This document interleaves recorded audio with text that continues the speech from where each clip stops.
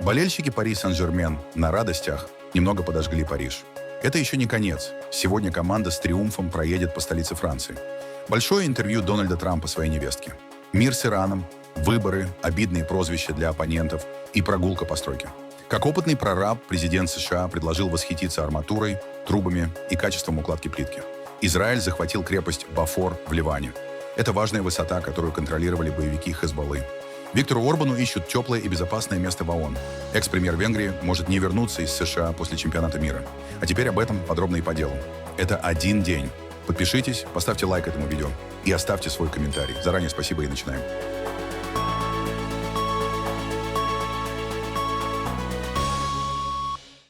Франция вновь столкнулась с массовыми беспорядками после победы Пари Сен-Жермен в финале Лиги чемпионов. Ночные празднования в Париже и других городах быстро переросли в столкновения с полицией, поджоги и массовые задержания. По данным МВД Франции, по всей стране задержаны более 400 человек, из них около 300 в Париже. Власти заранее ожидали беспорядки и вывели на улицы тысячи полицейских и жандармов, особенно в районах Елисейских полей, площади Этуаль и возле стадиона Парк-де-Пренс. После победы ПСЖ над лондонским Арсеналом в серии пенальти центр французской столицы оказался переполнен болельщиками. В ход пошли фаеры, пиротехника и дымовые шашки. На кадрах из соцсетей видно горящие электроскутеры, разбитые витрины магазинов и толпы фанатов, перекрывающих движение транспорта. Французские СМИ BFM TV, Le Parisien и France Info сообщают, что беспорядки начались еще до окончания матча возле стадиона Парк-де-Пренс, где тысячи человек смотрели трансляцию на гигантских экранах. В результате столкновений были повреждены автомобили, автобусные остановки и коммерческие объекты. Из-за ситуации временно нарушалась работа метро, автобусов и пригородных поездов. Полиция применяла слезоточивый газ и водометы для разгона наиболее агрессивных групп. По данным МВД, пострадали как минимум 7 сотрудников полиции. Несмотря на беспорядки, сегодня в Париже запланирован чемпионский парад ПСЖ. Команда должна проехать через Марсово поле у Эйфелевой башни, после чего игроков примет президент Франции Эммануэль Макрон. Власти уже объявили о беспрецедентных мерах безопасности и новых ограничениях движения в центре города. Дональд Трамп дал большое интервью своей невестке Ларе Трамп для ее субботнего шоу на телеканале Fox News. Интервью длилось более получаса. Главная тема, безусловно, Иран и соглашение с исламистскими властями страны. Но поговорили также о выборах, ценах на нефть и прозвищах, которые Трамп раздает политическим оппонентам. Думаю, одна из тем, о которой все хотят с вами поговорить, это Иран. Очевидно, что это у вас сейчас в центре внимания. Вы говорили, что либо хотите хорошую сделку, либо никакой сделки вообще Верно? с Ираном. Так как для вас выглядит хорошая сделка? Ну, прежде всего, никакая сделка не будет достаточно хорошей, потому что ее будут освещать СМИ. Но мы заключаем отличную сделку. Мы заключим отличную сделку, а иначе просто вернемся и добьемся своего военным путем. Но так все пойдет быстрее. И, наверное, это лучше с гуманной точки зрения. В этом есть и что-то хорошее. Знаете, это спасет много жизней. Неважно, на чьей стороне, это все равно спасает много жизней. Но мы близки к очень хорошей сделке. И если сможем сделать ее хорошей, отлично. Иначе в дело снова вступит Министерство войны, как мы его называем. И оно уже показало себя очень успешно. Вы видели Венесуэлу. Это была победа за один день. А здесь это уже, по сути, победа. Мы фактически разгромили их армию. Я бы предпочел заключить сделку, потому что тогда мы сможем немедленно открыть пролив сразу после подписания. Единственная гарантия, которая мне нужна, никакого ядерного оружия. Они с этим согласились. И было очень интересно. Сначала они сказали, мы не будем разрабатывать ядерное оружие. Я ответил, а если вы купите ядерное оружие, и теперь там записано, мы не будем разрабатывать или каким-либо образом приобретать военное ядерное оружие. Это большая разница. Так что мы постепенно получаем то, что хотим. Очень жесткие переговорщики. Все занимает много времени. Я никуда не спешу. Мне бы хотелось сказать, что я спешу, потому что цены на бензин рухнут вниз. Но если спешить, хорошей сделки не получится. И медленно, но верно, мы, думаю, получаем то, что хотим. А если не получим, закончим все другим способом. Это интересно, потому что, думаю, все признают, что Соединенные Штаты занимали скорее оборонительную позицию по отношению к Ирану. Они вели себя агрессивно в определенной степени, а мы были в обороне. Есть ли какая-то красная линия, после которой вы снова перейдете к наступательным военным действиям? Ну, красная линия — это сделка, которая не будет хорошей для нас. Потому что я веду игру до конца и смотрю, что получится. Этим я и занимаюсь. Переговорами. Они тоже ведут переговоры. Они очень хорошие переговорщики. Хитрые. Но в итоге все карты у нас, потому что мы разгромили их военным путем. Послушайте, у них больше нет флота. У них было 159 кораблей. Каждый сейчас на дне моря. Каждый. Мы делаем фотографии. У нас люди погружаются и фотографируют сотни кораблей. Их флот уничтожен полностью, на 100%. Их авиация уничтожена полностью, на 100%. Их армию мы в определенной степени оставили в покое, потому что считаем, что армия у них относительно умеренная. Есть другие люди, неумеренные. Их мы устранили. Мы устранили разные уровни руководства. А военных, по сути, оставили. Люди удивятся, услышав это. Потому что в войнах уже совершались ошибки, когда уничтожали вообще всех. А потом страна не могла восстановиться 40 лет. Посмотрите, что произошло с Ираком. Мы сделали там ужасную глупость. Нас вообще не должно было там быть. Кстати, и в Иране нас не должно было быть. Но Иран обладал возможностями. Если бы мы не ударили по ним Б-2 9 месяцев назад, у них уже было бы ядерное оружие. И это была бы совсем другая история. Они, вероятно, уже применили бы его. Возможно, Израиля бы уже не существовало. Возможно, и всего Ближнего Востока. А потом что дальше? И вы видите это потому, что, когда мы вернулись, у них были ракеты, наведенные на Катар, Саудовскую Аравию, ОАЭ, Кувейт, Бахрейн. Все они были поражены. И мы были удивлены. Я был удивлен. На самом деле я воспринял это позитивно, потому что все эти страны сразу встали на нашу сторону. По ним ударили. Хотя они могли бы отреагировать иначе. Могли бы сказать, мы не хотим в этом участвовать. Не то чтобы им это нравилось, но они перешли на нашу сторону. А Иран сейчас в очень плохом положении. У них нет армии. У них осталось только хорошее пустословие и фальшивая пресса. Знаете, фейковые новости, наверное, их главный актив. Я недавно написал в Труд очень глубокую мысль. Там было сказано, что мы уничтожаем их армию, уничтожаем их флот, авиацию, ПВО. Уничтожаем все. Уничтожаем их руководство, потом уничтожаем руководство еще раз, а потом имеем дело уже с оставшейся половиной. И, кстати, они намного разумнее. Можно сказать, что это смена режима. Но я написал, тогда они поднимут белый флаг капитуляции. Мы сдаемся великой американской армии, самой мощной армии. Мы сдаемся, мы сдаемся, мы сдаемся. А The New York Times напишет, Иран храбро сражался и победил Соединенные Штаты Америки. То есть освещение настолько плохое. Ты одерживаешь большую победу в битве, а они пишут, что ты проиграл. Ты уничтожаешь весь их флот. А они говорят, что флот у них в великолепном состоянии. Нет, он был полностью уничтожен. И потом они еще... Это ужасная вещь для нашей страны. Чтобы страна была по-настоящему великой, нужны честные СМИ. А у нас честных СМИ нет. Все, что они умеют, лгать. Это демократы. У них нет никакой политики. Им просто ни на что опираться. Нет, это тупократы. Ясно? Да, ну и... У них нет политики. У нас теперь для них новое название — тупо. Я всегда буду так их называть, пока они не исправятся, потому что они хотят подвергать женщин опасности, позволяя мужчинам участвовать в женском спорте. Подумайте только. Они хотят трансгендерного калечения ваших детей. Они хотят открытых границ. Они хотят высоких налогов. Они голосовали против налоговых послаблений, голосовали против отмены налогов на чаевые, против отмены налогов на социальное обеспечение, против отмены налогов на сверхурочную работу. Это все чрезвычайно важно, но демократы, тупократы, голосовали против этого. И мы называем их тупократами. И это отлично работает, потому что я беру корень дема, меняю на тупо, потому что большинство людей даже не знает разницы. Просто меняю, и получается тупократ. Я придумал это, когда смотрел на Хакима Джеффриса, потому что он глупый человек. Я сказал, он реально тупой. А потом подумал, подождите, он же демократ. Так что, думаю, это работает. Не знаю, будет ли это настолько же удачным, как Покахонтас, фейк-ньюс и многие другие прозвища, которые мы придумали. Но я буду называть их тупократами, потому что не понимаю, как можно быть настолько глупыми. Полагаю, если бы вы могли идеально выбрать момент, то конфликт прямо перед промежуточными выборами — не лучший вариант. Вы сами признаете высокие цены на бензин, но вы всегда были готовы делать трудные вещи. То, на что ваш предшественник говорил, что это нужно было сделать, но у них не хватило смелости. И Иран — отличный пример этого. Ну, проблема структурная, понимаете? Есть промежуточные выборы. Есть выборы вообще. Это будет продолжаться сотни лет, каждые 2 года. Так что окно для любых действий, связанных с войной, очень маленькое. Если играть по этим правилам, тогда надо было бы ждать окончания промежуточных выборов и уже через час атаковать Иран. Потому что у них не может быть ядерного оружия.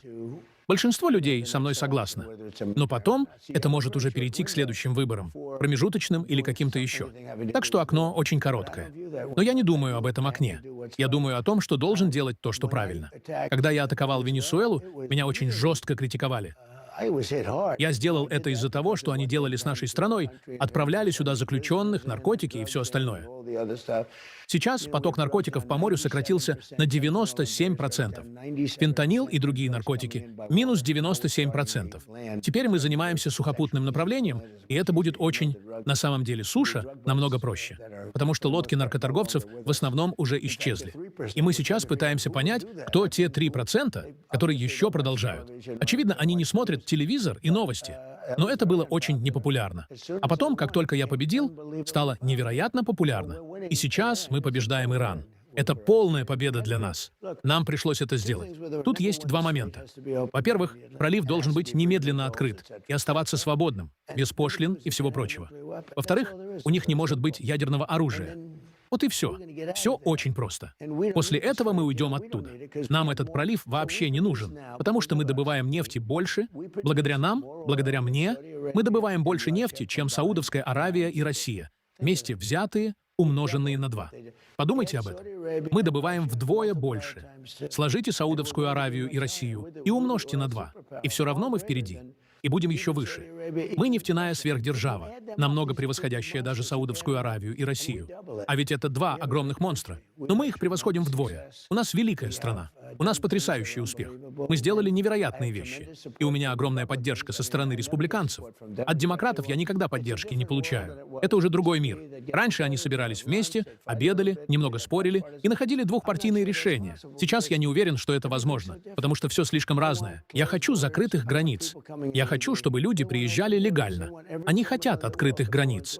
Они хотят, чтобы все преступники мира хлынули в нашу страну.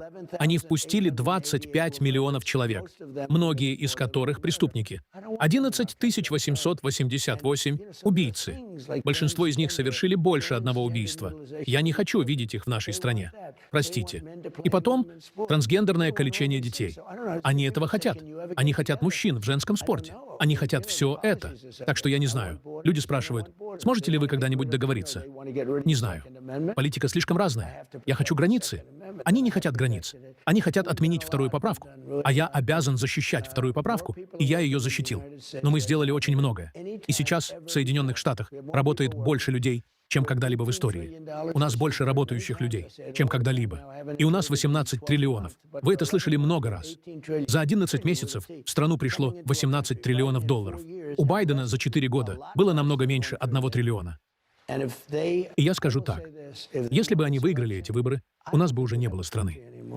Главный переговорщик Ирана Мохаммад Багер Галибаф заявил, что Тегеран не примет никакого соглашения о прекращении конфликта с США без гарантий соблюдения прав иранского народа. Заявление прозвучало после того, как Галибаф вновь был избран спикером парламента Ирана и принес присягу вместе с руководством законодательного органа. Бойцы на дипломатическом фронте абсолютно не доверяют словам и обещаниям врага. Единственный критерий для нас — достижение ощутимых результатов до того, как мы выполним свои обязательства в ответ. Пока мы не будем уверены, что права иранского народа обеспечены, мы не одобрим никакого соглашения. Гарантия этой стратегии — наши собственные жизни, которые мы держим в своих руках, готовые пожертвовать ими ради народа Ирана. Тем не менее, Трамп рассчитывает заключить сделку с Ираном в ближайшее время, пишет Axios. По данным источников, на заседании в ситуационной комнате президент США потребовал внести ряд изменений в соглашение с Ираном, которое ранее уже было предварительно согласовано американскими и иранскими переговорщиками. Речь идет о вопросах, связанных с иранской ядерной программой и открытием Ормузского пролива, сообщили 2 американских чиновника. Ожидается, что в ближайшее время между сторонами состоится новый раунд переговоров, который может продлиться несколько дней. В нынешнем виде меморандум содержит обязательство Ирана не стремиться к созданию ядерного оружия, однако не предусматривает каких-либо дополнительных конкретных уступок. Одними из ключевых вопросов должны стать судьба запасов обогащенного урана Ирана и ограничения на дальнейшее обогащение. Именно эту часть соглашения Трамп хочет изменить. Речь идет о более конкретных деталях того, как США получат этот материал и в какие сроки, заявил высокопоставленный представитель администрации. По словам второго источника, Трамп также намерен скорректировать некоторые формулировки, касающиеся открытия Ормузского пролива. Сделка будет. Насколько скоро? Посмотрим. Мы готовы подождать, чтобы президент получил то, чего требует, заявил чиновник и добавил. Ирану потребуется около 3 дней, чтобы дать ответ на предложение США.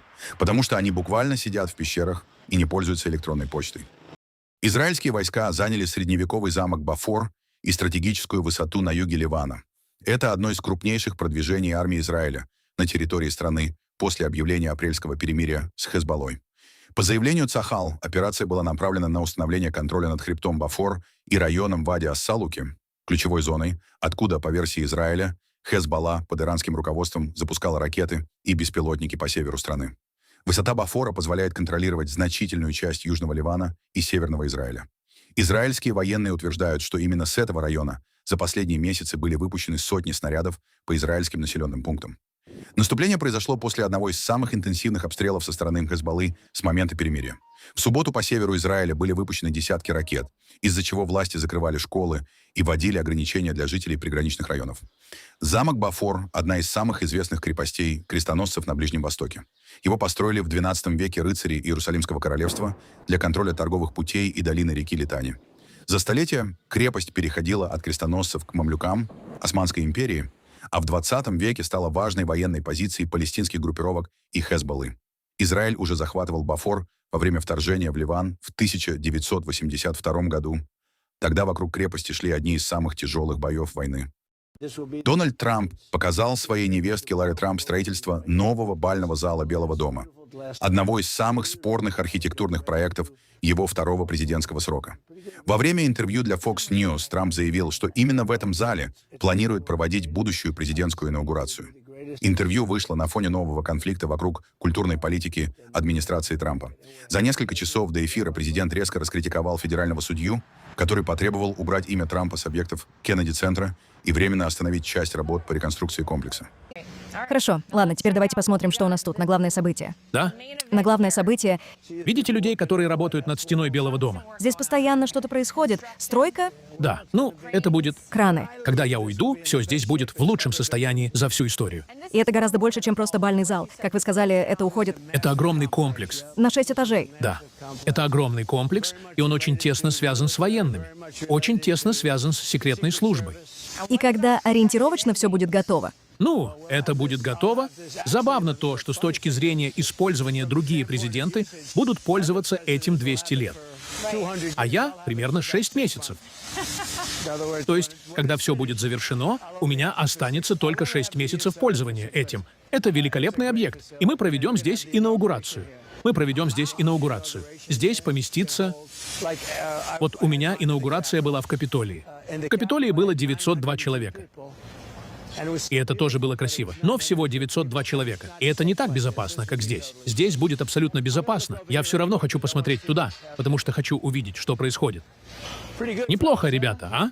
самое интересное, что именно этим вы раньше и занимались как девелопер. Это именно то, чем я занимался. Вы любите стройплощадки? Я делал это лучше всех. Хотя ваш парень очень хорош. Эрик, Он неплох. должен сказать, Эрик Трамп действительно очень хороший строитель. У него есть этот ген. У него есть ген, который есть у меня. И Эрик действительно им обладает. Он отлично поработал. Он фантастический строитель. Он посмотрел на все это и сразу все понял. Посмотрите на трубы. Посмотрите, сколько здесь арматуры. Это необычная ситуация, понимаете? Так не делают обычные перекрытия. Посмотрите, здесь все в арматуре. И как часто вы выходите сюда проверять ход работ?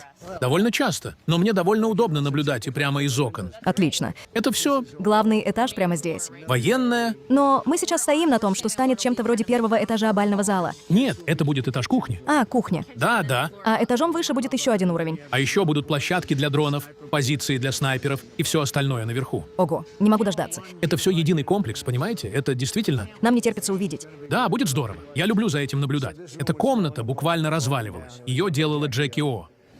Вся плитка была разбита. Стена буквально рушилась. Это называется Palm Room. Сделано Жаклин Анассис. Мы повесили новые люстры, но еще и полностью восстановили комнату, а завершающим штрихом стал мрамор. И видите, идеальная зеркальная подгонка рисунка. Такое редко увидишь. Эта комната просто небо и земля по сравнению с тем, что здесь было раньше. Она великолепна. Правда. Очень впечатляет. Мы добавили металлические элементы. Специалист по мрамору сказал: «О, я могу сделать зеркальную подгонку». Смотрите, он вырезал это прямо из мрамора, Впечатляет. вместо того, чтобы вставлять кусок металла, верно? А это президентская аллея славы. Джордж Вашингтон. Здесь все президенты вплоть до меня. И это латунная табличка. Розовый сад был создан больше века назад. В 1903 году первая леди Эдит Рузвельт создала сад в колониальном стиле вдоль западной колоннады западного крыла, прямо возле чрезвычайно важного кабинета министров, он вон там.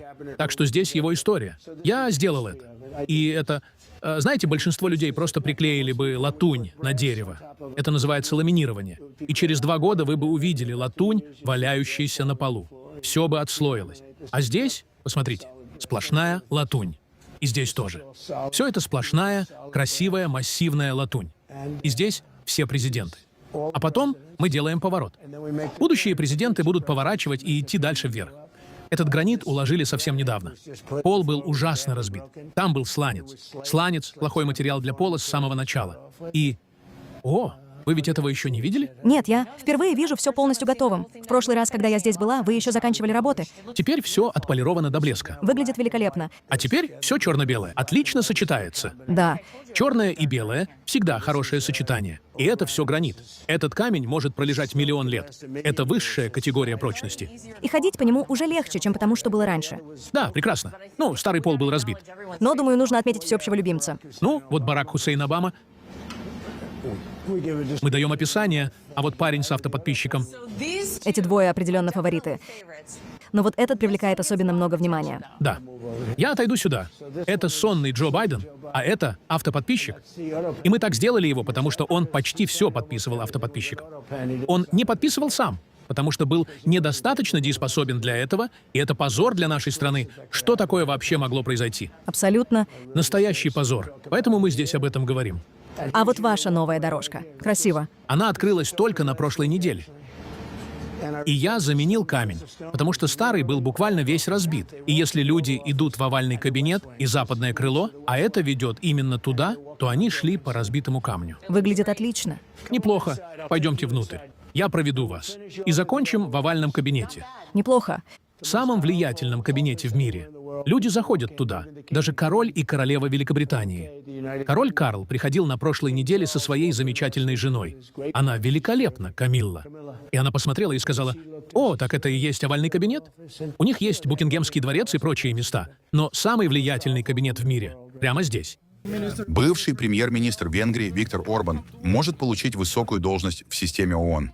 Такой сценарий обсуждают союзники Дональда Трампа и представители движения МАГА. По данным венгерского расследовательского проекта V-Square, идея рассматривается как способ обеспечить Орбану международную защиту на фоне растущего давления внутри Венгрии и возможных коррупционных расследований после выборов. Источники издания в дипломатических кругах утверждают, что речь идет прежде всего не о самой должности, а о дипломатическом иммунитете, который может получить Орбан в рамках структуры ООН. Согласно Конвенции ООН о привилегиях и иммунитетах 1946 года, высшие должностные лица организации фактически получают статус, сопоставимый с дипломатами, включая защиту от уголовного преследования и иммунитет для членов семьи. В Нью-Йорке уже живет дочь Виктора Орбана Рахель. По данным источников расследователя, близких к бывшему премьеру Венгрии, этим летом Орбан собирается поехать в Соединенные Штаты на чемпионат мира по футболу и может остаться в стране, если политическая обстановка в Будапеште накалится слишком сильно. По информации V-Square, обсуждение поддерживают представители окружения Трампа, а также ряд правых лидеров, включая президента Аргентины Хавьера Милея, который уже публично поддерживал Орбана. В материале подчеркивается, фактически гонка за пост генерального секретаря ООН уже началась, и фаворитом пока считается глава Международного агентства по атомной энергии, аргентинец Рафаэль Гросси. На этом фоне для Орбана могут рассматриваться другие высокие международные должности внутри структуры ООН. Сам Орбан и его окружение ситуацию пока не комментировали. Официального подтверждения со стороны ООН также нет. При этом европейские СМИ напоминают, премьер Венгрии за последние годы оказался в конфликте с Брюсселем из-за обвинений в подрыве независимости судов, ограничении свободы СМИ и коррупции вокруг распределения европейских фондов.